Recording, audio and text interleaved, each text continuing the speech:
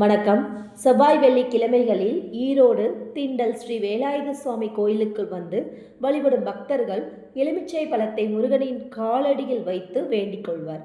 இதனால் எண்ணிய நம் வேண்டுதல்கள் எண்ணியபடியே முருகன் நிறைவேற்றுவார். வேண்டுதல் நிறைவேறியதும் முருகனுக்கு அபிஷேகம் செய்தும் புதுவஸ்திரம் சாத்தியும் நேர்த்திக்கடனை மக்கள் செலுத்துவர். திண்டல் மலையின் கீழ் மலைச்சரிவில் சற்று தாழ்வான பகுதியில் தன்னாசி குகை உள்ளது. இந்த தன்னாசி குகையில் கார்த்திகை தீபத்தன்று மட்டும் சிறப்பு பூஜைகள் நடக்கின்றன. இந்த கோவிலில் 2 எலுமிச்சை பழங்களை வைத்து பூஜிக்கும் பக்தர்கள் அதில் ஒன்றை வீட்டுக்கு எடுத்து செல்கிறார்கள். அதில் ஒன்றை நறுக்கி வீட்டின் 4 பக்கங்களில் வீசினால் எதிரிகளின் ஆபத்து நீங்கும் என்பது மக்களின் நம்பிக்கை.